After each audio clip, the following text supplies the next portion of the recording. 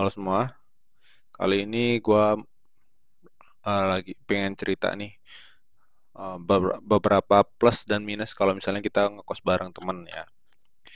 Yang pertama itu kalau ngekos bareng temen itu sebenarnya seru sih, bisa menghemat biaya juga, kita nggak bakal kesepian lah gitu ya.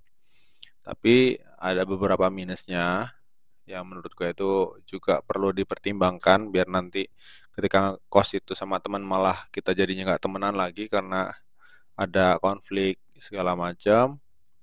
Jadi ya langsung aja. Oke, yang pertama, keuntungannya dulu. Keuntungannya itu biayanya lebih hemat. Pasti ya, kita ngekos kan pakai biaya dari bayar kosnya itu sendiri itu mahal. Ya kan, bayar listriknya juga mahal. Kadang air juga harus bayar, wifi segala macam itu harus bayar. Nah, kalau ada teman ini kan kita bisa bagi dua gitu segala macam. Jadi ngemudahin kita untuk bayaran tuh jadi lebih mudah gitu. Yang kedua, kita pastinya nggak kesepian lah. Karena kan ada temen, jadi kita nggak pernah ngerasa kesepian. Pasti ada temen yang diajak ngobrol tuh bisa, belajar bareng segala macam itu pasti bisa. Ya, itu yang kedua. Yang ketiga itu bisa saling bantu ya. Kalau misalnya ada masalah atau ada kesulitan pasti ada temen gitu. Itu yang mungkin bisa jadi bahan pertimbangan gitu. Itu yang ketiga. Terus yang keempat, kita sambil belajar hidup hidup bareng ya gitu, hidup bersosialisasi gitulah.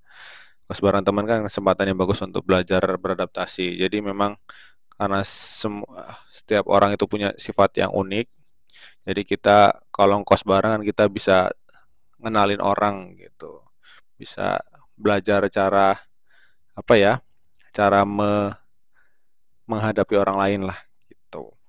Yang kelima ya pastinya lebih seru mungkin.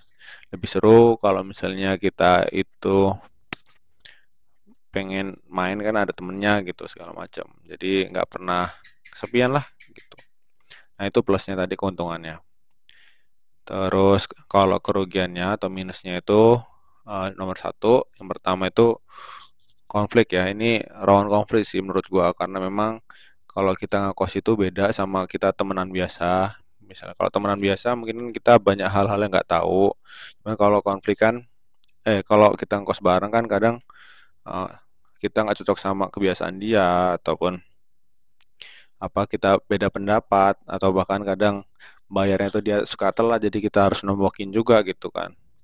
Jadi ini penting untuk dipertimbangkan sebelum lo orang itu mutusin buat ngekos bareng teman.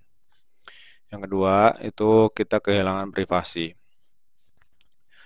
Jadi pasti ya kita semua itu harus jadi itu kalau kita ngekos bareng semuanya itu harus dipertimbangin tentang temennya ini gitu. Jadi nggak bisa kayak ngkos sendiri. Kalau ngkos sendiri kan kita bahas nih mau ngapain aja terserah gitu. Cuman kalau ngkos bareng kita harus pertimbangin teman kita ini cocok atau enggak gitu. Terus yang ketiga, tanggung jawabnya bareng. Jadi kalau misalnya teman kosnya kayak tadi dia nggak bayar ataupun ngelakuin eh, kesalahan ya semuanya juga kena gitu. Semuanya kena getahnya gitu secara tidak langsung. Ya, terus yang keempat itu kita sulit fokus ya.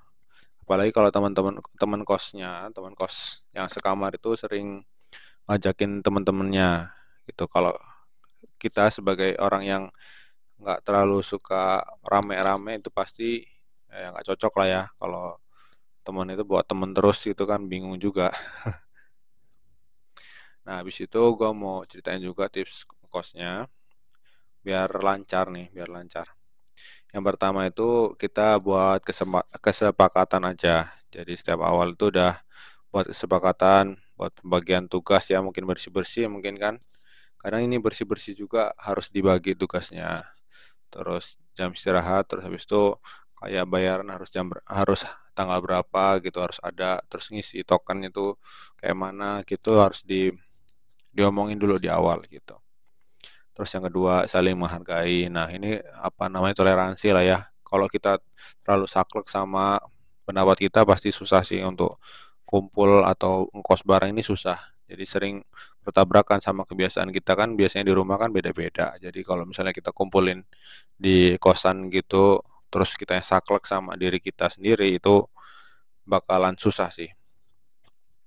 Yang ketiga, ya komunikasi terbuka aja. Kalau misalnya ada masalah, ya langsung sampein aja gitu biar dapat solusi bareng-bareng kayak gitu. Terus yang keempat, ya tetap menjaga privasi. Jadi ya kita harus ngasih apa ya, ngasih ruang pribadi lah. Kita harus apa namanya ya perjanjian lah ruang pribadinya masing-masing untuk apa penghuni kosnya gitu biar kita sama teman kita itu nggak kehilangan privasi gitu lah. Nah, terus yang kelima ini ya penting karena kita harus evaluasi dulu secara berkala, dievaluasi terus apa yang mungkin kita bisa benahi ya. Kadang kan memang kalau udah bareng agak lama itu kadang ada temen yang nggak mau bersih-bersih, ada yang kurang bersih lah ya. Terus ada yang apa namanya pulang ngekosnya itu malam segala macam itu harusnya dievaluasi nanti setiap beberapa bulan mungkin kayak gitu ya. Kos bareng temen tuh sebenarnya seru, cuman kalau gue pribadi emang gue nggak ngekos bareng temen karena memang beberapa hal itu daripada pertemanan rusak mending nggak ngekos bareng gitulah kalau prinsip gue ya. Jadi lebih baik ngekos itu ya sendiri-sendiri aja kalau memang mau ngekos. Ya kalau mau teman ya temenan di luar aja gitu. Jadi biar lebih aman aja sih. Privasinya juga tetap terjaga kalau menurut gua. Nah, itu aja hal-hal yang mungkin untuk bisa dijadiin pertimbangan sebelum lo orang itu ngekos bareng temen lo. Ya, oke terima kasih. Semoga sharing kali ini bermanfaat. Jangan lupa subscribe, like kalau suka, komen di bawah apalagi yang harus apa pengalaman lo orang gimana ngekos bareng teman ya. Terima kasih.